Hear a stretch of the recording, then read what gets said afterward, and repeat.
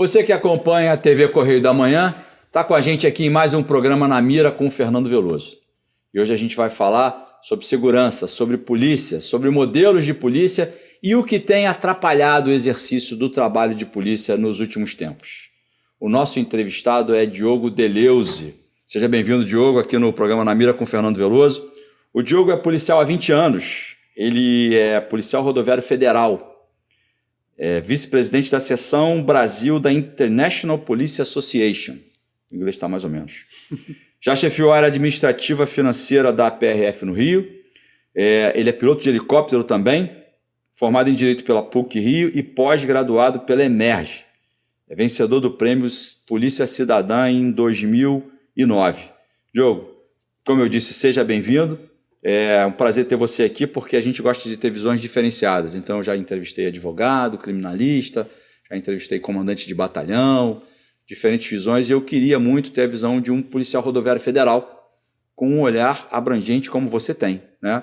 Porque você já foi delegado de polícia em outro estado, você já foi policial civil aqui no Rio de Janeiro, você ocupou diferentes lugares e você tem um conhecimento de outras polícias, inclusive de outros países, e tem uma visão muito ampla. Então é um prazer para a gente ter você aqui, para a gente entender uma série de coisas. E aí eu já vou começar te pedindo, como você é vice-presidente da International Police Association, explica para a gente o que é a International Police Association. Primeiro, eu quero agradecer pela oportunidade de estar aqui. É sempre um prazer te encontrar. Você é uma pessoa que eu gosto muito.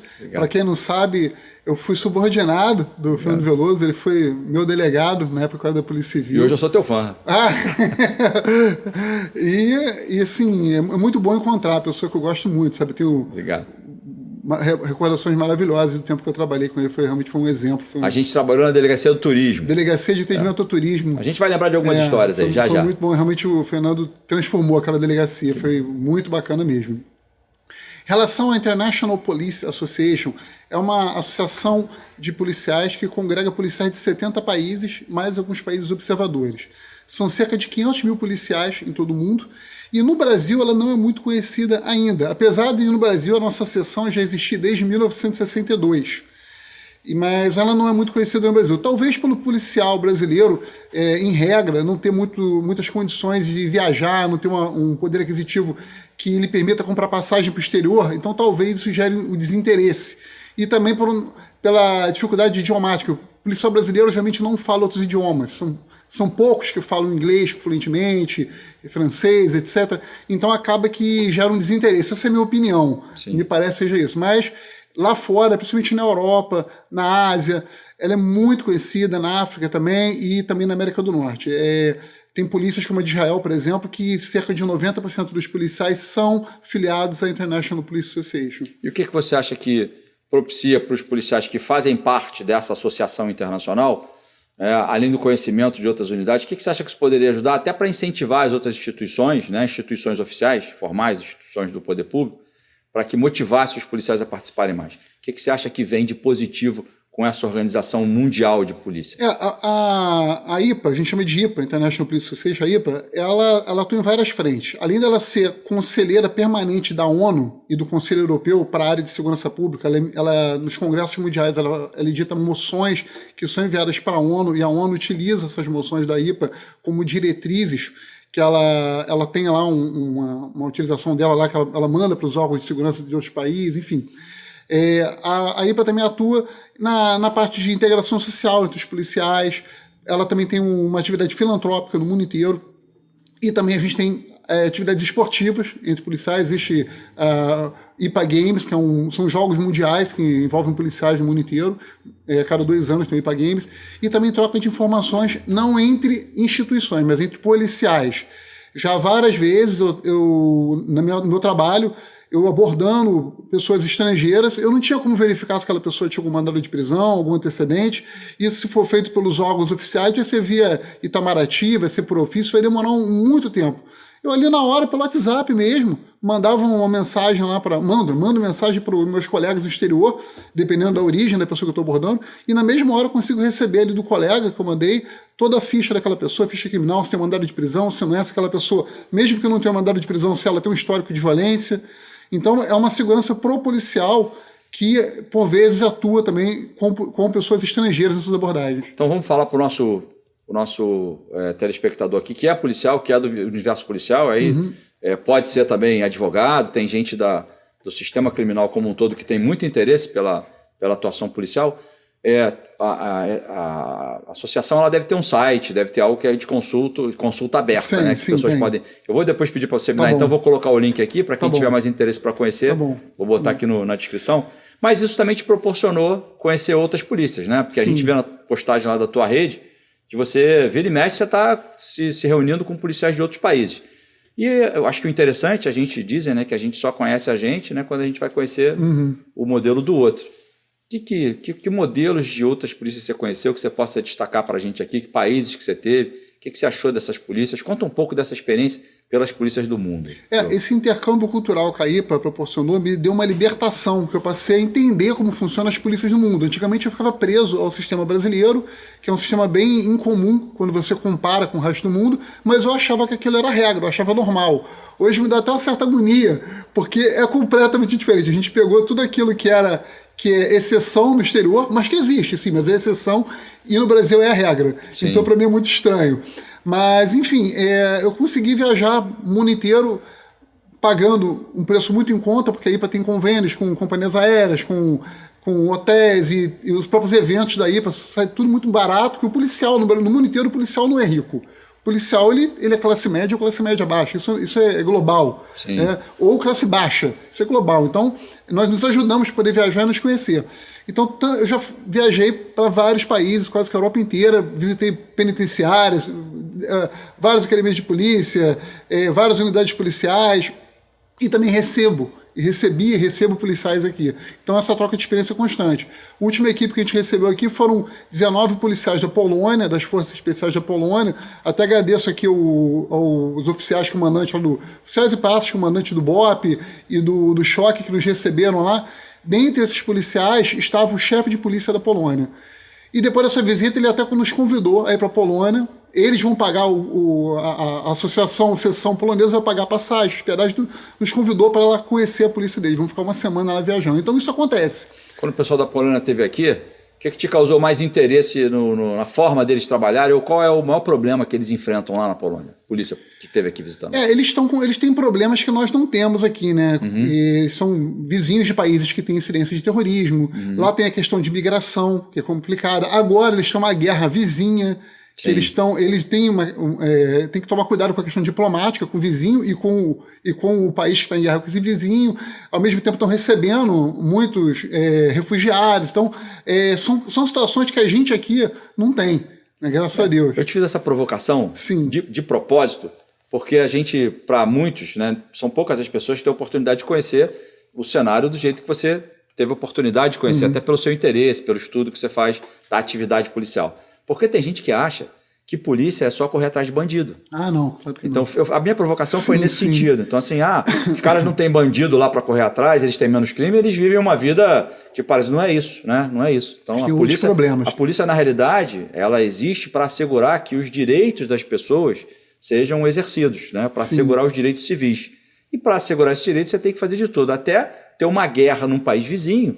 E aí você tem uma preocupação, imagina a atividade policial que possa desencadear, né, uma abordagem ou alguma coisa que não deu muito certo, pode causar uma questão diplomática que possa interferir numa guerra, inclusive. Sim, às vezes uma ação de um policial ali da ponta, realmente uma ação errada ali, mal orientada, pode orquestrar um incidente internacional. Só para dar para mostrar assim para o pessoal como é que a atividade policial pode ser ampla. Aqui o máximo que a gente consegue imaginar assim, o policial fez um parto na viatura, né? Fora isso ele está dando tiro em bandido, ele está correndo atrás de bandido, mas não é. A atividade policial é muito maior do que isso, a importância dela está justamente em assegurar para que as pessoas possam ter os seus direitos garantidos e a vida continue. Não, com certeza. O policial ele é o primeiro a garantir os direitos humanos. Quando alguém tem alguma violação do direito, ele procura quem? É o Estado uniformizado 24 horas, que é um Estado que está de uniforme 24 horas ali do lado. É o policial, é o PM da cabine ali. Você falou de uma coisa em comum já de todos, da polícia do mundo, você já falou isso, você já deu uma primeira palhinha para a gente. Quer dizer, não tem polícia rico. Não tem. Não tem polícia rico. Então ele pode ser americano, pode ser europeu, né? Ele é classe média baixa, classe média e tal. A menos que ele tenha herdado, né? A menos que ele tenha herdado. Ou que ele já tenha isso de berço. Ou que ele tenha empreendido de alguma isso. forma, mas assim, o salário do policial rico não vai ter. Mas dá uma diferença que é muito comum, assim, as pessoas falam muito, pelo menos quem é do universo policial, que diz o seguinte: o policial aqui, ele é desprestigiado. Então você não tem... você não é considerado, né, em nada. Então, vamos dar um exemplo aqui no aeroporto. Né? A gente já viajou, né, para participar de eventos também, e quando você faz o embarque no aeroporto, se você está nos Estados Unidos, por exemplo, então tem aquela lista de prioridades. Então, primeiro eles chamam as pessoas com necessidades especiais, mulheres grávidas, com criança e tal, militares e policiais. Eu fico imaginando a situação dessa aqui, né? O policial aqui, se tiver um último lugar na fila, tem muita gente que vai colocar ele no último lugar. Então já estou dando assim uma característica diferente para você comentar um pouco. Né? A gente viaja como policial e lá fora, quando a gente se identifica como policial, o tratamento muda completamente. A que se atribui isso, Diogo? Olha, realmente, aí acho que é uma questão meio cultural, você me pegou. Que bom, mas assim que... A que eu atribuo esse tratamento? Eu não sei se... Tá certo eu isso, gostaria que você convidasse um policial com 80 anos de idade e perguntasse para ele como era há 50 anos atrás, quando ele era policial, se havia mais respeito, se não era, se o respeito era um respeito motivado pelo medo, se era motivado pela educação, se era motivado por uma ideologia, e aí a gente tentar comparar por que é um desrespeito total hoje. Você está falando do nosso sistema aqui, né? Do nosso sistema. Antes a polícia não era tão desrespeitada. Acredito que não. Sim. Eu não era vivo naquela época. Eu gostaria que perguntasse para um policial daquela época. Minha última lotação na Polícia Civil no Rio de Janeiro foi no protocolo do geral da Polícia Civil. Não estava mais lotado em delegacia, estava lá com um carimbador maluco lá, só mexendo com papel. E eu tive contato, foi uma oportunidade maravilhosa, que eu tive contato com os idosos da polícia, porque os idosos vão lá pedir revisão de pensão, enfim. Eles guardam a história da polícia. Todo mundo vai no protocolo, por isso, inclusive essas pessoas mais antigas já não estão mais lá trabalhando. E eu conheci policiais que tinham 90 anos de idade no protocolo. E eles tinham histórias assim que eu nunca ouvia, nunca imaginava. Falavam do tempo da Polícia Especial, do Getúlio Vargas. Então, essas pessoas elas podem talvez nos dar essa resposta, nos acrescentar, para a gente poder fazer um link do elo perdido. Onde nós nos perdemos aí? Algum momento nós nos perdemos. Essa questão parece ser de interesse só do policial, mas não é não, né? Porque isso é interesse de todos, para a gente entender o porquê a polícia enfrenta os problemas que enfrenta. Por que ela não consegue realizar o trabalho que ela precisa realizar. Né? A gente começou a falar de polícia no mundo e tal, e a gente veio para cá com essa história. Quer dizer, o policial daqui ele já começa sendo desprestigiado até por parte da sociedade. Não tem dúvida nenhuma, a gente já falou isso aqui em outras edições do programa, que o papel da mídia é muito importante, né? Ele é decisivo nesse sentido, né, de criar um embaraço para a atividade policial na medida em que vai glamourizando o lado negro da força, vai glamourizando o bandido. Né? A gente não está aqui para crucificar ninguém, nem para fazer paredão de fuzilamento, mas o fato é que quem errou, e tem alguém que tem que cuidar para que esse erro não se repita. E esse alguém é justamente o policial.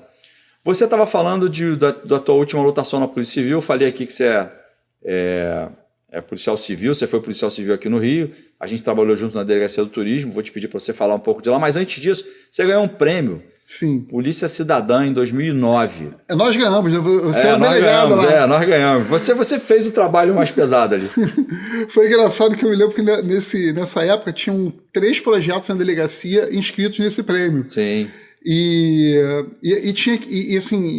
acho que não se esperava que esse que eu estava fazendo ia ganhar. No final acabou que ele entrou. Explica pra gente como é que foi esse projeto. O que acontece? Eu trabalhava na delegacia, lá no turismo, no plantão, atendendo os turistas, né? E eu ficava angustiado, porque não só na delegacia do turista, mas em outras delegacias que eu trabalhei, os pequenos delitos, eles meio que ficavam esquecidos, porque nós temos poucos recursos, poucos policiais e muitos crimes. Então a gente acaba direcionando para aqueles crimes mais graves. É uma escolha de Sofia, mas você tem que optar. E aqueles, o furto de celular, o roubo de um pouquinho de dinheiro aqui, um pouquinho de dinheiro ali, uma câmera, isso aí ia virando um passivo ali. As investigações eram suspensas, porque não tinha lei, ficava de lado ali, em banho-maria, aguardando novas evidências, e a gente ia tentando pegar os crimes maiores. E aqueles crimes menores estavam ali, sempre ali. Aquilo me incomodava muito, porque eu acho que o que mais incomoda a vida e sociedade são os crimes pequenos. Você quer andar na rua, você não quer tomar um soco de um cara, não quer apanhar de um cara.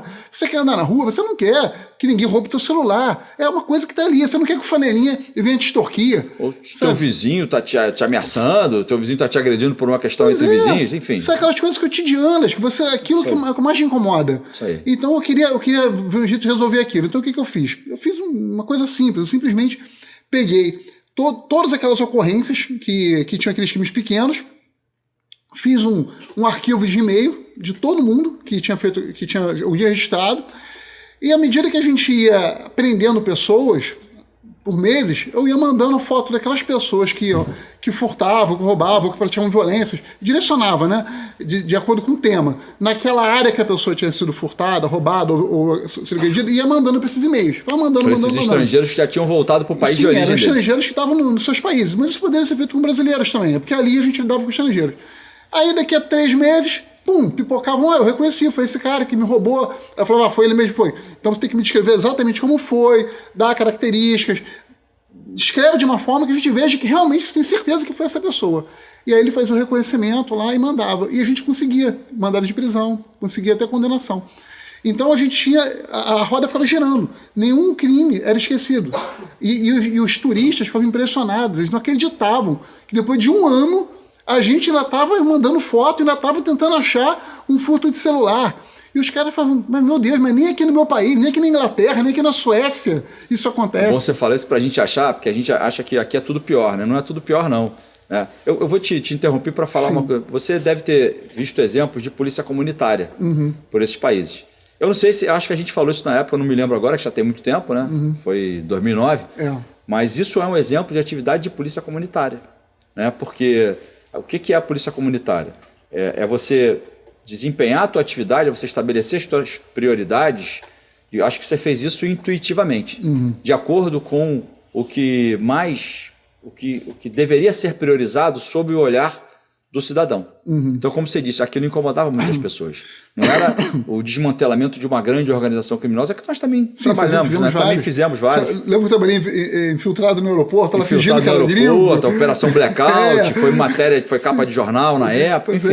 Mas não era isso que estava incomodando a grande massa das pessoas. Eram esses pequenos crimes. Né? Isso é uma iniciativa, isso tem um viés de polícia comunitária. Então, quando você fez isso, né? E aí por isso que eu fiz essa ressalva agora, o estrangeiro que já voltou para o Brasil lá, já voltou para o país dele, que veio visitar o Brasil, que teve um problema. Se ele tem registro na delegacia é porque ele foi vítima de alguma coisa, né? Ele teve recebeu um contato de um policial daqui que fez ele falar bem do Brasil lá fora, meses depois dele ter voltado, né? Então, eu acho que isso acho que sem pensar, você deu um exemplo aí de polícia comunitária. Porque o que acontece? Qual é o pior crime? O pior crime é aquele que você é vítima. Não importa. Exatamente. Aquele é o pior crime. É o crime que você foi vitimado. Qual é a favela mais perigosa você entrar como policial? É que você entra. Não importa se você está entrando na Rocinha, no Falhano, no Vila Cruzeiro. É que você entrar e você tomar um tiro, ou você quase tomar um tiro, aquela é mais perigosa para você. Então é a mesma coisa, é o crime, aquele crime que você foi vítima, aquele é mais perigoso para você, aquele pior para você. Foi a sua experiência inesquecível. No caso do estrangeiro, aquela experiência inesquecível e terrível que ele teve aqui. Porque ele pode ter ficado sem um passaporte numa dessa, e aí complicou até a volta dele toda, atrapalhou ele. Né? Agora tem coisas que a gente não consegue solucionar ainda, que são muito tristes. O estrangeiro que apanha. Cara, aconteceu várias vezes, o cara ia numa boate, viu um bombadão lá, um fortão lá e fazia uma covardia e batia no estrangeiro lá. Pronto, o cara ia embora, não tinha punição, não tem punição, porque legislação especial, lesão corporal, crime de menor potencial ofensivo, a pessoa vai para a delegacia, tanto o autor quanto a vítima, o autor assina um termo circunstanciado e vai embora para casa, para guardar o julgamento em casa, não ficar preso nenhum dia, né? Então ele vai embora junto com o agressor. E depois que o turista vai embora para o exterior, ele não comparece à audiência. Então o processo é suspenso. E a gente está falando, você está trazendo um assunto, Diogo, que é importante porque o turismo no Rio, o Rio é vitrine do Brasil, né? Sim, quem quer conhecer o Brasil vem no Rio. Pode ir depois até em outros lugares, é bom que vá, o Brasil tem lugares muito bonitos, mas se não vier ao Rio, não conheceu o Brasil. E essas questões envolvendo estrangeiros, parece que o sistema precisa se adaptar um pouco, porque um caso, né, triste aqui, ele leva isso com ele e ele vai reproduzir isso nas falas dele. Então ele vai ser um propagandista de algo negativo. Então acho que você está falando aí algo importante. Mas já que a gente está falando de conveniência do cidadão, de atender o cidadão, né? O que é importante para ele foi o crime que aconteceu com ele. Sim. A gente tem tido percalços, né, nos últimos tempos aí com decisões judiciais, e são várias delas. A gente já comentou algumas delas aqui, como a decisão do Supremo de proibir ou de praticamente inviabilizar operações policiais em áreas deflagradas, né? A gente já falou muito sobre isso. Começou com os helicópteros. Começou com os helicópteros, tem toda uma discussão se a polícia pode usar ou se não pode. A gente já falou bastante sobre isso aqui. A gente teve uma decisão recente agora, né, que aconteceu em razão de uma ação civil pública promovida pelo Ministério Público Federal, impedindo a Polícia Rodoviária Federal de atuar em conjunto com outras polícias. Essa decisão teve uma liminar, né, recente que cassou. Né, foi cassada a liminar. E aí a PRF, pelo menos em tese, por enquanto, pode voltar a atuar em integração. Eu queria te fazer uma provocação quanto a essa decisão, para a gente falar um pouco da Polícia Rodoviária Federal, né, da atuação, da importância do trabalho que ela faz para o cidadão fluminense. Né? A gente tem algumas estradas federais aqui, a gente tem visto a atuação da PF, da inteligência da PF, atuando em conjunto com as forças de segurança do Rio, que tem levado à identificação de muitos criminosos, ao desmantelamento de muitos deles. Se houve resultado morte, e esse foi a motivação para essa ação civil pública. Essas, a meu ver, né, já me protegendo aqui antes que comecem a bater em mim, a meu ver, não que isso me preocupe, mas é importante a gente dizer para esclarecer a todo telespectador. Essas mortes têm que ser esclarecidas e, se houver excesso, elas têm que ser punidas. Né? Mas o fato é que, para quem opera a segurança pública, essa integração é algo muito difícil. E eu pessoalmente participei do planejamento de todos os grandes eventos que aconteceram no Rio de Janeiro, eventos mundiais, desde 2011, lá, os Jogos Mundiais Militares, passando pela Copa das Confederações, a Copa do Mundo, encerrando com a Olimpíada. Então, de alguma forma, eu era subchefe operacional, chefe da polícia durante todo esse evento. E eu pessoalmente sei que é muito difícil promover essa integração. O Rio de Janeiro ele deu um exemplo de superação. As forças de segurança e todos os órgãos do governo, seja na esfera municipal, estadual, federal, deram um show. A gente deu um show e isso não foi muito reproduzido. Né? Tanto que diziam, não vai ter Copa, depois não vai ter Olimpíada. Né? E teve Copa, e teve Olimpíada, e o Brasil foi aplaudido. E se teve problema foi porque a gente tomou de 7-1 da Alemanha, mas né? O problema maior que marcou a gente foi isso. Acho que não teve Copa. O problema maior foi esse. Mas assim, as forças de segurança e os órgãos dos governos, eles deram um show que eles mostraram que eles conseguiam integrar. Porque era muito difícil você colocar todos os órgãos municipais, estaduais e federais, colocar forças armadas, polícias, forças federais, junto com concessionários de serviço público, para fazer uma integração, para promover um evento para o mundo inteiro. O nosso efetivo total durante as Olimpíadas foi superior ao efetivo que nós enviamos para a Segunda Guerra Mundial. Imagina, né? Imagina fazer esse pessoal todo trabalhar em conjunto. Por que eu fiz essa fala toda puxando a integração? Porque quando a PRF faz esses trabalhos com as outras polícias, ela está promovendo a integração entre as polícias. Isso pode merecer algum ajuste? Talvez possa merecer algum ajuste. Mas né, quando o Ministério Público Federal se prende a uma questão textual, ali, uma interpretação literal da Constituição, ele, ainda mais em sede de liminar, né, para quem acompanha a gente, sede de liminar é alguma coisa que não foi julgada ainda. Então não foi, o juiz não avalia o mérito daquilo, é uma decisão que ele dá, né, preliminarmente. Quando faz isso, ele está desfazendo um trabalho de integração que foi feito, que estava levando né, não tem dúvida nenhuma que identificou criminosos e prendeu criminosos. Como eu disse, se houve excesso, que os excessos sejam julgados. Fala um pouco para a gente sobre isso, o que isso impacta na atuação. E eu sei que você tem uma crítica quanto a essa coisa da interpretação literal da Constituição também. Sim. Em primeiro lugar, eu tenho que dizer aqui que eu não falo o nome da Polícia Rodoviária Federal, tá? Que eu exerço meu direito constitucional de opinião. Eu tenho que sempre tomar esse cuidado quando eu vou falar, porque como eu sou Policial Rodoviária Federal, pode parecer que eu estou falando em nome do órgão. Não. Eu não estou autorizado a isso. É a opinião do Policial Rodoviária Federal, Diogo. Exatamente, é a minha opinião. Okay? Em relação ao Ministério Público, eu gosto muito do Ministério Público, sou fã, tenho vários amigos lá e respeito. Inclusive, acredito que o promotor, o procurador da República que tomou essa medida, provavelmente ele estava muito bem intencionado. Eu realmente acredito na boa intenção das pessoas. Mas, na minha opinião, ela não foi assertiva. A Polícia Rodoviária Federal, ela há muitos anos, ela não é mais aquele guardinha que fica lá longe, de bege, que você só lembra quando você passa e vai viajar. A Polícia Rodoviária Federal há muitos anos é uma polícia ativa no combate ao crime. É uma das que mais apreende drogas, armas, contrabando e descaminho na América Latina. É uma polícia que está articulada hoje com as demais polícias, elas se ajudam. O entendimento da Polícia Rodoviária Federal hoje, isso aí eu posso falar, porque eu vejo o nosso diretor-geral repetindo isso constantemente, é que não existe, a cooperação é a palavra-chefe da Polícia Rodoviária Federal. Não importa a cor do uniforme, isso ele sempre fala. O importante é a polícia estar na rua. Isso que o cidadão quer. O povo quer a polícia na rua. O cidadão tanto faz com a cor do uniforme. O importante é que o bandido esteja sendo... Quando a pessoa está sendo assaltada, não importa se é a guarda municipal, se é a guarda portuária, exatamente. Se é o escoteiro menino, não interessa, exatamente. Ele quer ajuda. De alguma maneira o cidadão está pagando por aquilo, porque é ele que paga essa conta, é ele que paga aquele salário. Então, para ele não interessa quem está fazendo, mas enfim, a gente tem regras e por isso é que acontecem essas questões. Então, assim, qualquer limitação que você faça a qualquer órgão de segurança pública para que ele possa defender os direitos humanos da pessoa, por que eu estou falando defender os direitos humanos de pessoas? Porque a atuação da polícia é sempre relacionada a direitos humanos. O que a gente trabalha? A gente trabalha com direito penal. O direito penal, ele protege aqueles bens mais caros para a sociedade, que estão ligados aos direitos humanos. Primeiro, os direitos humanos de primeira geração. Direito à vida, direito à liberdade. Quando você vai num local que tem pessoas armadas de fuzis, você vai tentar retirar esses fuzis de circulação, às vezes, infelizmente, alvejando uma dessas pessoas, ela ir a óbito, infelizmente, não é o desejado, mas às vezes acontece, você está garantindo os direitos humanos das pessoas que estão ali em volta. Uma pessoa armada com uma arma de guerra, sem nenhuma habilitação para aquilo, e propensa a praticar crimes, ela é um perigo iminente para aquelas pessoas que estão ali, para aquela comunidade. Que não podem sequer se manifestar nesse sentido. Que não podem nem reclamar.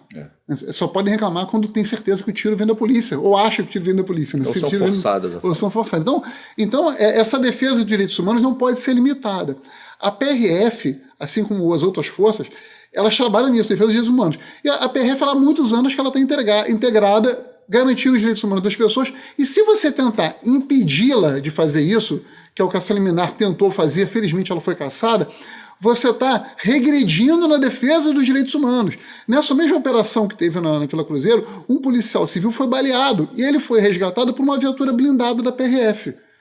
Talvez se essa viatura blindada não estivesse lá, ele poderia ter sido morto. Então ali, ela já garantiu uma vida ali. Sim. E sabe-se lá quantas vidas as polícias ali integradas garantiram tirando aqueles fuzis de circulação ou tirando aquelas pessoas de circulação. Então, a gente tem um princípio que é da vedação de retrocesso em relação aos direitos humanos. Aquilo que a gente avança na proteção dos direitos humanos, a gente não pode retroceder. E nisso, a Polícia Rodoviária especificamente já avançou. E aí a gente entra na questão da mutação constitucional, que eu defendo. O princípio da mutação constitucional é a alteração do sentido da norma constitucional sem necessariamente alterar o seu texto. A interpretação. É uma interpretação. Então, ainda que você tenha escrito na Constituição Federal que cabe à Polícia Rodoviária Federal o patrulhamento ostensivo das rodovias federais, não quer dizer que ela tem que se prender apenas a fazer aquilo. Ela tem que ir aonde for necessário. Aquilo ali é uma base, é uma atribuição inicial, é um ponto de partida. Mas, evidentemente, se houver um crime ocorrendo fora da rodovia, ela vai lá. Eu lembro que houve houve uma fala, inclusive de um procurador da República, não sei se necessariamente o responsável pela ação, que ele disse o seguinte: dentro daquela favela, Jacarezinho, é isso? Não, foi na Vila Cruzeiro. Dentro da Jacarezinho foi outra. Na Vila Cruzeiro não tem rodovia federal. Não tem beco federal. Não tem beco federal. Pois é. Deixa eu traduzir assim, poucas palavras para facilitar o entendimento. Você está dizendo o seguinte, porque é interessante, vindo de um policial, né, e a opinião de um policial rodoviário federal, que conhece várias polícias, enfim, já polícia civil, de que isso está fazendo um retrocesso na defesa dos próprios direitos humanos. Sim. Acho que é importante que a gente diga isso, porque a gente não vê as pessoas dizendo muito isso. Né? Então, quando a gente impede, quando uma liminar impede uma ação integrada entre duas polícias que tiveram resultado, ou seja, se essa ação tivesse resultado em água, né, chegasse lá, não achamos nada, estava tudo errado, esse recurso todo que foi empregado ele foi gasto à toa, que nós não achamos nada e tal, eu acho que isso poderia ser até criticável, mas o fato é que achou, encontrou pessoas armadas, encontrou criminosos. O desfecho foi esse porque não houve uma outra maneira de fazer isso de forma diferente, como você disse. Né? Não tem milagre. Agora, quando acontece, quando a liminar é concedida num dia, ela fica em validade por uma semana, e depois ela é cassada e o processo não acabou. Né? Foi Não a liminar acabou, né? que foi cassado, isso vai ser julgado ainda. Ser julgado, pode ir para outras instâncias, inclusive. Eu fico imaginando, acho que é importante que as pessoas, quem está acompanhando a gente aqui, acompanhando a TVC, entenda, né, a dificuldade que é de instituições, né, da envergadura da Polícia Rodoviária Federal, com as forças policiais, fazer esse entrosamento não é um botão que a gente aperta. Isso custa caro liga, pro bolso do contribuinte. Isso é complicado, tem que haver uma relação entre as pessoas envolvidas, entre uma predisposição das instituições para que elas façam isso. Isso é um trabalho que ele envolve muito investimento até que ele venha a dar algum resultado, e essa integração já deu muito resultado. Sim. A gente já viu muita apreensão de fuzil. Muita pesquisa, muito serviço de inteligência, muito tempo perdido, né? muito tempo ganho, né, trabalhando. Né? E quando isso acontece, vai e volta, quer dizer, agora pode fazer de novo. Mas será que vai poder continuar fazendo? Como é que fica o investimento? Como é que fica essa integração? Você falou de operações que foram suspensas, inclusive, de uma hora para outra. nesses dias. Quer dizer, parece que foi noticiado, inclusive. Foi noticiado. Né? Algumas operações que deixaram de ser feitas porque essa liminar estava valendo. A PRF atua muito no combate ao trabalho escravo, mas isso há décadas, há muito tempo. E o combate ao trabalho escravo não é na rodovia federal. Você não tem trabalho escravo na rodovia federal. Isso é um lugar no interiorzão, onde você não vê, onde não passa rodovia nenhuma. São fazendas isoladas, e a PRF está lá. E os órgãos que atuam no combate ao trabalho escravo, normalmente atuam, já contam com a PRF para auxiliá-los. A PRF é uma polícia nacional, ela tem articulação no Brasil inteiro, fica mais fácil para ela chegar nesses lugares. E já está acostumado a fazer isso, já é rotina. Então, de uma hora para outra, 3 operações, pelo menos as que eu tomei conhecimento, foram suspensas, de uma hora para outra. E aconteceram por causa dessa liminar. E aqueles órgãos lá que iriam fazer esse combate junto com a PRF ficaram sem ter quem chamar, porque as polícias locais, em cidade do interior, com pouco efetivo e sem também estar habituadas com esse tipo de operação, não tinham como mandar ninguém. Então não teve, simplesmente não teve. Então você deixa de libertar pessoas. Acho que somar forças no combate ao crime, né, a gente precisa sempre buscar, com a máxima energia possível, tentar fazer com que isso aconteça. Sim. Somar forças contra, né, essas forças do mal, vamos colocar assim, contra a criminalidade. Eu sei que tem uma questão, Diogo, que tem a ver com corporativismo também. Isso a gente não tem milindres para falar nada aqui. Existe briga de ego, né? Porque assim, não, esse pedaço aqui é meu, só eu que posso atuar aqui, só eu que posso atuar ali. Né? E é natural que aconteça, cada um quer defender a sua bandeira. Né? A gente vai falar um pouco aqui também de termo circunstanciado, né? Do que isso proporciona para o cidadão, dele poder fazer um RO ali na estrada, de não ter que ser levado 2 horas para lá ou para cá. Mas o fato é que essas questões, elas são importantes, devem ser observadas, devem ser respeitadas, porque senão, né, vira uma confusão só e ninguém entende nada. Mas a prioridade absoluta tem que ser para o interesse do cidadão. Sempre. Né? Então, se é para combater o crime violento, se é para, né, libertar a gente de escravidão, se é para proporcionar, de alguma maneira, um serviço melhor para o nosso patrão, que é justamente quem paga essa conta, e ele não está nem aí qual é a cor do uniforme, como a gente disse antes. Mas, Diogo, vamos andar, porque senão daqui a pouco o tempo... Você falou essa questão da briga de ego, assim, eu não vejo nem... Eu sei que tem muita gente que não está gostando da PRF estar trabalhando fora da rodovia, eu sei que tem gente que não tá gostando dessa integração, talvez porque não esteja integrado. Sim. Eu, como cidadão, não como PRF, porque eu não posso falar da PRF, mas eu, como cidadão, eu faço um convite a quem está com o ego abalado, se integre com a gente. Isso. Sabe, a gente gosta de trabalhar com todo mundo. Se integre. A gente quer trabalhar. Quando comecei na polícia, teve um policial antigo que disse para mim assim, doutor, tem bandido para todo mundo. Isso há 20 anos atrás. Sim, vai sobrar bandido. Todo mundo... Vai sobrar bandido. Eu tenho um conhecido meu que ele estava fazendo festa com essa liminar. Falou, que bom que vocês não vão mais poder. Eu falei, caramba, mas a gente estava na Vila Cruzeiro. Você quer ir lá na Vila Cruzeiro? Vai lá. Não quer, também não quer isso. Vamos falar dessa coisa da conveniência do cidadão. Né? A gente respeita essa questão. Né? Eu sou policial civil, eu sei que tem entendimentos quanto a essa questão de uma ou outra instituição assumir esse ou aquele papel, mas eu acho que a ótica corporativista, aí não é um corporativismo do mal, não, é um corporativismo do bom sentido, né? Porque cada um quer defender a sua, né? Tem um amor pela aquela bandeira, é natural que isso aconteça. Agora, eu acho que isso tem que ser considerado, avaliado sob o olhar do interesse público. Então, se ao final essa união trouxer benefício para o cidadão, ela fica. Sim. Mesmo que a gente, eu vou ficar um pouquinho magoado aqui, eu vou ficar um pouquinho ressentido aqui, isso é problema seu. Administra o seu ego, porque a gente é sustentado, né, bancado Uhum. cidadão. E para o cidadão é melhor. Se for melhor para o cidadão, a gente tem que fazer. Nesse sentido... Uma boa notícia para o cidadão é que posso dizer que a maioria dos órgãos e a maioria dos integrantes, eles apoiam essa integração, eles gostam. A gente faz treinamento na casa deles, né, nas outras polícias, eles fazem treinamento com a gente cede equipamentos e vice-versa. E a grande maioria gosta e quer essa integração. São realmente poucos que ainda estão com o pensamento. Porque o lado de lá, Diogo, eles se unem. Uhum. Na medida em que eles podem, eles se unem. A gente tem estado da federação que não tem facção. Né? Não tem facção por quê? Porque bandos, né, ligados, né, a essa atividade de tráfico de drogas resolveram se unir, não rachar. Então eles formaram uma facção só, que já é transnacional. Ela já extrapola os limites do Brasil. Se eles conseguem se unir, a gente aqui, do lado de cá, como forças do bem, a gente precisa se unir. Tem obrigação de se unir. Né? Temos obrigação. Vamos falar, acho que você falou de estrada, a gente falou de TCO, vamos explicar um pouco o que é TCO. Explica um pouco como é que está funcionando essa questão, né? Quando as pessoas precisam fazer um registro de ocorrência na estrada, como é que isso está funcionando? Para quem não conhece a sigla, TCO é termo circunstanciado de ocorrência. O que é isso? É como se fosse um pequeno registro de ocorrência, mais simplificado, em que você usa em crimes de menor potencial ofensivo, em crimes pequenos, com pena de até 2 anos. Não vai ter isso para um homicídio, não vai ter isso para uma extorsão, para um roubo, para um crime contra a mulher. Aquele crime que não dá cadeia na hora, aquele crime que a pessoa paga a cesta básica, é um tapa na cara, é uma coisa mais leve, assim, né? Coisas pequenas. Então, e antigamente, quando não existia o termo esse TCO, a pessoa ela era presa em flagrante, né? Depois de 1995, que veio a lei de juizados especiais, passou a existir essa possibilidade. A pessoa fazer esse termo circunstanciado de ocorrência, assinar um termo de compromisso de que vai comparecer a todos os atos da justiça, comparecer à audiência e tal, e ela é liberada.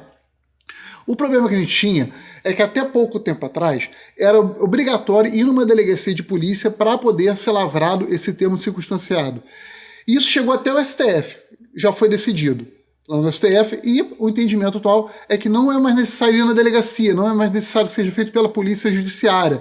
As outras polícias também podem fazer. Qual a vantagem para o cidadão disso aí? É que o cidadão não se vitimiza 2 vezes. Porque você imagina, a pessoa já sofreu uma violência, e ela ia ter que se deslocar até uma delegacia, ficar às vezes horas lá esperando para ser atendido, porque tem outros crimes graves sendo trabalhados lá, então ela vai entrar naquela fila para depois ser liberada. Ela acaba sendo vítima 2 vezes. No caso do interior, é pior ainda, porque as delegacias ficam longe. Onde eu trabalho, por exemplo, para eu chegar numa delegacia, às vezes eu tenho que dirigir 1 hora, 2 horas. Se for um crime de competência de atribuição da Polícia Federal, eu tenho que ir a 200 km de distância para chegar. Então você imagina, você sofre um crime e tem que entrar numa viatura, às vezes junto com a pessoa que te agrediu, porque não tem como você disponibilizar mais viaturas, para viajar até uma delegacia para fazer um registro. Para o cidadão que está ouvindo isso, não faz nenhum sentido. Nenhum sentido. Não faz sentido. Nem para a gente é péssimo, porque a gente tem que também se cansa, vai até lá, você volta para o teu plantão já mais cansado. Imagina você fazer uma viagem, depois voltar e continuar trabalhando umas 24 horas. Uma vez mais é aquela coisa da integração. Sim. Né? Se as forças podem se ajudar, né? Se há base de dados, determinada base de dados tem que ser alimentada, esses registros, eles... Vamos esclarecer aqui. Eles não vão deixar de ser enviados para a justiça. Sim, eles vão para a justiça normal. Isso vai acontecer. É só a lavratura. A pessoa vai ser responsabilizada de qualquer maneira e tal. Então, se determinada, né, se outra instituição, se a polícia judiciária tem que ficar sabendo disso, isso tem que migrar para a base de dados dela também, para que ela não fique sem saber, porque aquele crime pode ter relação com algum outro. Enfim, isso são questões internas que o poder público tem que resolver. Não o cidadão fica viajando. Aqui a lógica que eu defendo muito, que eu sou entusiasta, é o seguinte: a Polícia Rodoviária Federal não existe pela Polícia Rodoviária Federal. Sim. A Polícia Civil não existe pela Polícia Civil. Se nós pudéssemos ter paz social, se o cidadão pudesse ter a segurança que ele precisa ter, sem que uma ou outra polícia existisse, estava ótimo, era menos uma despesa. Esse é o objetivo. Então, mas estão aí, precisam cada uma ter um papel importante, e nem juntando todas a gente não está dando conta de tanto crime que tem que ser enfrentado. Então, por que elas não podem se apoiar e enfrentar juntas? Aí você imagina, a gente tem uma área de patrulhamento ali de, sei lá, de 80 km, 100 km, tem uma viatura que vai ficar fazendo aquele patrulhamento. Aí para fazer um registro de um tapa na cara que alguém tomou, ela tem que ir se deslocar para fora do trecho dela, rodar 100 km, até uma delegacia, e aquela área fica sem policiamento, e aí 3, 4 horas quando ele voltar, ele volta a policiar. Então fica sem ninguém ele policiando, porque tem que fazer um registro de ocorrência de um tapa na cara. Então hoje o policial ele pode Não todas as polícias ainda, a PRF já faz, as outras estão se aparelhando, algumas fazem, outras não, mas hoje, pelo menos na PRF, o policial ele pode, ali na hora, na viatura mesmo, ele pelo celular dele, ele consegue entrar no sistema e ele fazia ali, lavrar o termo circunstanciado, imprimir, ele tem impressorazinha na viatura, ele imprime ali na hora e já dá uma via para a pessoa, outra via vai ficar e vai para o Ministério Público diretamente, dependendo do estado, vai para a Polícia Judiciária, ele dá prosseguimento e por aí vai. Se o promotor entender que aquilo ali tem que ser melhor investigado, ele baixa para a delegacia para a Polícia Judiciária investigar aquilo melhor. Então isso aí é aquilo que você falou, o Estado tem que resolver depois lá dentro. Ali na ponta, a gente tem que resolver o problema do cidadão, é liberar ele logo. Ele tem que ser melhor atendido. Me dá os dados da ocorrência e pode ir embora. Diogo, eu falei muito da tua experiência e eu quero extrair de você aí. Você foi policial civil no Rio, a gente trabalhou junto, como a gente disse aqui. Sim. Você foi delegado em Minas um tempo, depois você foi para a PRF, teve funções administrativas, inclusive, você ficou responsável pela área administrativa financeira. Fui chefe administrativo financeiro da PRF no Rio de Janeiro. No Rio durante um tempo, né? Então, assim, você tem uma vasta experiência. Certamente você tem alguns casos que te marcaram, né? Seja na PRF, seja na Polícia Civil aqui, durante a tua passagem, além desse do protocolo, você estava fora da linha de frente. Fora da linha de frente. Você participou de investigações que devem ter te marcado. Sim. Né? E eu gosto sempre de puxar um caso desse aqui para a gente, como é um relato de um policial, quer dizer, não é alguém que estudou a polícia. Sim. Né? Porque a gente tem muito isso. Eu acho importante, eu acho válido, acho que o meio acadêmico, o meio... Né? A gente ouve todo mundo e tal, mas o policial é o policial. E você, né, já viveu várias situações e você é um cara que é interessado no estudo da atividade policial. Você se dedica a isso, participa inclusive dessa organização internacional que troca informações aí com outras polícias. Fala pra gente, conta pra gente um ou dois casos que você lembra aí que tenham te marcado durante essa tua atuação. Um caso que me marcou muito lá na Polícia Civil, eu não lembro se você era o delegado nessa época, na delegacia que eu trabalhava, você era o Ricardo Andreolo. Se for Andreolo. bom era eu, se for ruim era outro. Não sei se você era o Ricardo Andreolo, que também é uma pessoa que eu gosto muito, um colega que está aposentado hoje. E uma vez teve um estupro em Santa Teresa, que 2 meninas foram vítimas de estupro em Santa Teresa. E elas ficaram muito traumatizadas, naturalmente, 2 alemãs.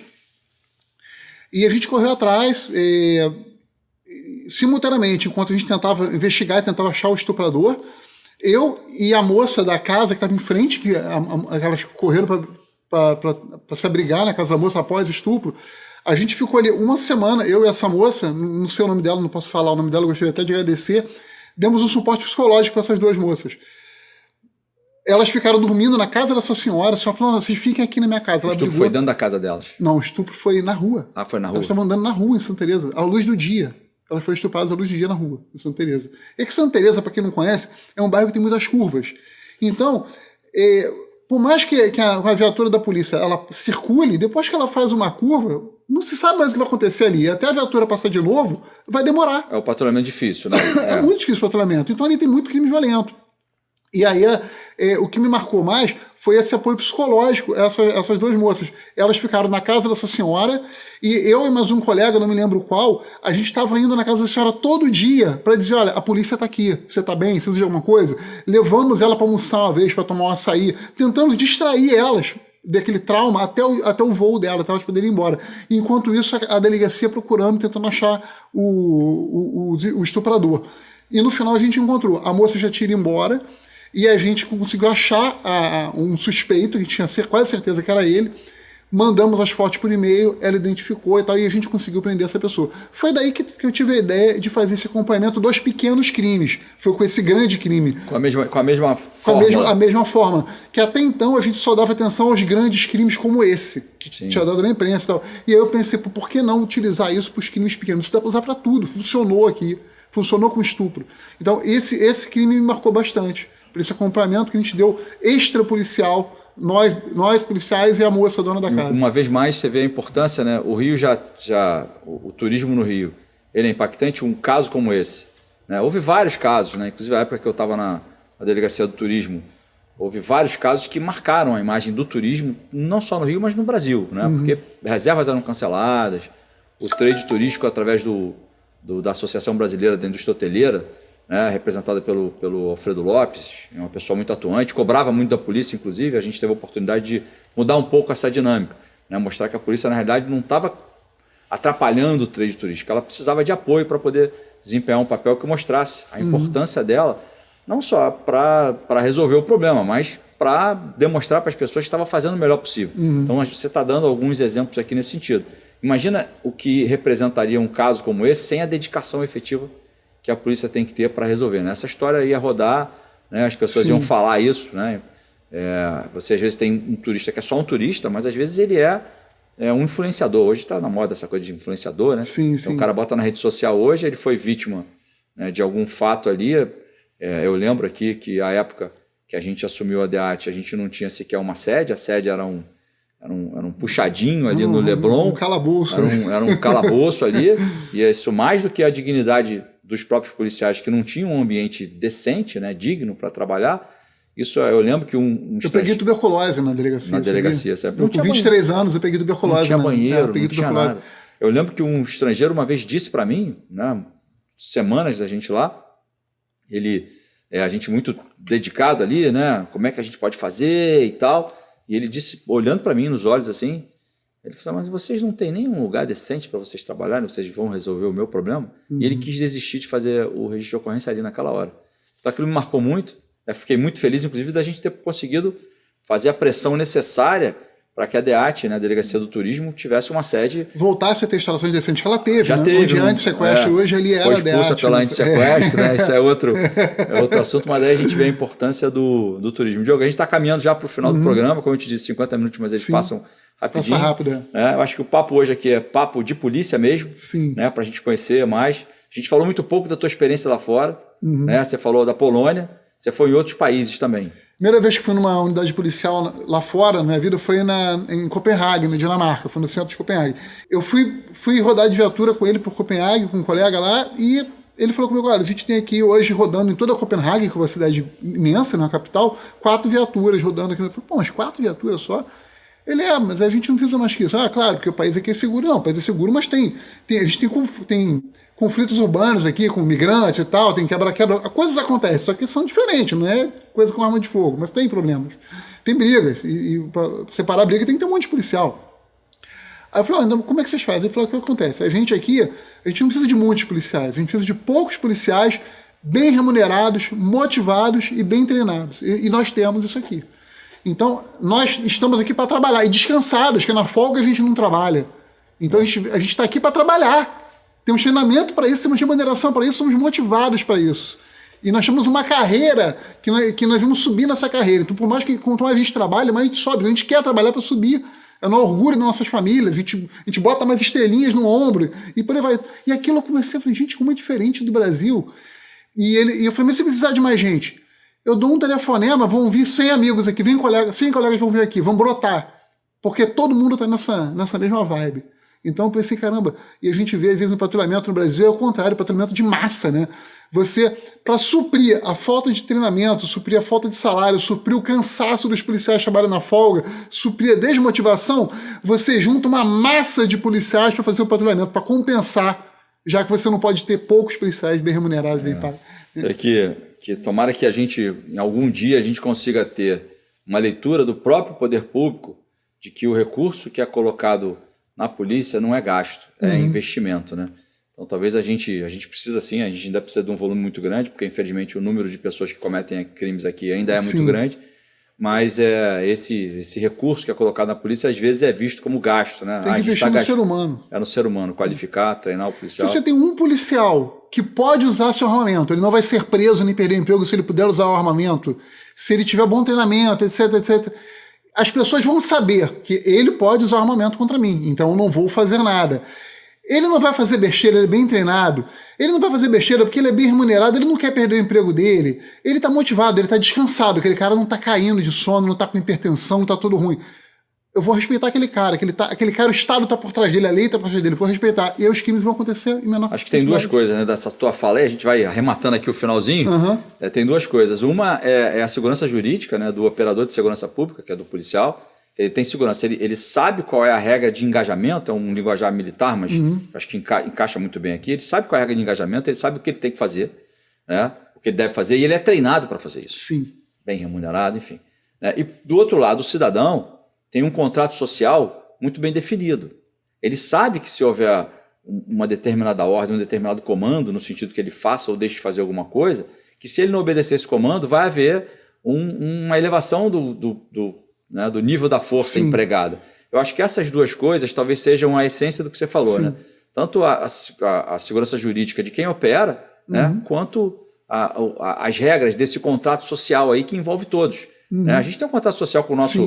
Né? Eu não posso pegar o carro do meu vizinho, né? O outro amigo não pode sair entrando na minha casa, enfim. Está definido isso, a gente sabe qual é o direito de propriedade e tal. Mas a relação cidadão e poder público aqui é meio confusa, né? É meio... Né? O policial manda eu parar dizendo, não, é inconstitucional por isso ou por aquilo. Ou então, a gente não pode fazer uma abordagem, a polícia não pode fazer uma abordagem, porque o que é o conceito, a gente nem falou disso aqui, né? Vamos esticar mais um minutinho só para... o que é fundada suspeita. A polícia pode parar se ela tiver uma fundada suspeita. Só que essa fundada suspeita agora tem que reunir elementos, né, segundo uma decisão do Supremo, que praticamente configura uma condenação criminal. Então, a gente sabe que opera a polícia, sabe que isso é impossível. Não tem como comprovar, né? Que ele vai ficar com medo. Eu não vou abordar porque eu vou ficar com medo de não conseguir fazer prova de que realmente era necessária aquela abordagem no futuro. Então eu não vou abordar. Eu vou fazer uma coisa. Você, quando chegou aqui, você narrou um caso que você passou aqui no túnel, a gente está na Barra da Tijuca, você narrou uma história que você, como policial, você armado, né, você hesitou. Narra pra gente isso rapidinho. Rapidamente. Eu estava vindo para cá, agora são 6h38, eram 4h50, 4h40, eu passando pelo túnel acústico ali, o túnel Zuzu Ângelo, ao lado da PUC, uma dezena de motociclistas começou a entrar na minha frente dos outros carros dentro do túnel, mandando parar.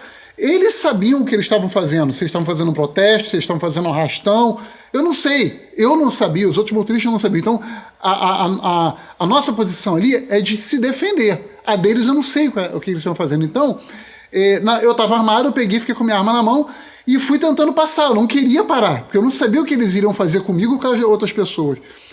Mas, ao mesmo tempo, eu fiquei hesitando em me identificar como policial e fazer alguma coisa, porque se eu fizesse isso, eles poderiam vir para cima de mim e eu seria obrigado a usar minha arma. E eu poderia ter que efetuar um disparo e responder criminalmente por aquilo. Mesmo que eu não viesse alvejar alguém, eu poderia, dependendo do porquê daquela barreira de motociclistas ali... Que só viria a ser esclarecido depois. Só viria a ser esclarecido depois, eu poderia ser massacrado pela imprensa. Então ali eu fiquei ali hesitando, não fiz nada, acabei parando as motocicletas, e os caras xingando, agressivo, sabe? Mas eu fiquei na minha, não usei minha autoridade policial da qual o Estado me veste. Não pude proteger os cidadãos que estavam ali em volta, talvez até tivesse outros policiais pensando a mesma coisa. O que fazer? Então a gente fica assim, sem segurança jurídica para agir. No final eles acabaram prosseguindo, liberaram o trânsito, não sei porquê, e entraram todos ali em direção à Rocinha, e pararam por ali. Eu não sei, até depois que eu não fui embora daqui, eu vou tentar descobrir o que era aquilo. Agora, se eles tivessem realmente começado a bater no meu carro, tentar invadir meu carro, talvez eu tivesse sim que atirar. Talvez eu tivesse preso nesse momento. Eu não sei. Ou talvez já fosse tarde demais. Ou talvez fosse tarde demais. Na hora que eu fosse sacar a arma realmente, eles pudessem me alvejar. Eu não sei. Diogo, você narrou isso, aconteceu isso contigo no caminho para cá. A gente está falando aqui sobre fundada suspeita, essa coisa da fundada suspeita, né, da polícia andar algemada. Eu acho que a autoridade do Estado, que é exercida através do policial, está sendo muito testada. E quem está nessa linha de frente é o policial. Então, pela situação que você narrou, né, você podia ter que efetuar um disparo e depois assumir as consequências que você tem, que diferentemente do cara que está na favela com um fuzil lá, que dá tiro para todo que é lado, ele não se identifica, ele não tem carteira, ele não tem matrícula, né, nome e matrícula, mas você podia ter que responder por uma situação que ia comprometer a tua ascensão profissional, você deixaria de ser promovido, enfim, você ia ter problemas, ia ficar com isso aí anos, ou então, a gente podia não estar fazendo esse programa hoje, né, e a gente ter uma outra situação porque você, embora capacitado, treinado, e eu sei que você deixou de fazer o que você foi condicionado a fazer por conta de uma insegurança jurídica. Estão testando a autoridade do poder público, que é exercida, que tem que ser exercida pelo policial. E quem sofre com isso é a população, porque ali junto comigo tinham centenas de motoristas, talvez indefesos, talvez armados também, não sei, agora, mas provavelmente indefesos. Quem poderia defendê-los era eu. Mas eu estava amarrado. Mas que bom que nada disso aconteceu, você está aqui, a gente conseguiu fazer esse programa, e eu vou ter que encerrar aqui, porque o relógio já está apitando. Eu vou agradecer a audiência, você que acompanhou a gente até aqui. Se você gostou, copia para um amigo, né? Esse programa vai subir para a rede social, para o YouTube, você dá o seu joinha lá, E é isso aí, tá? Semana que vem a gente tem mais Na Mira com o Fernando Veloso. Diogo, obrigado. A gente costuma Obrigado, encerrar o programa Fernando. aqui fazendo um brinde. Um brinde. É isso aí. É isso aí. Obrigado, gente.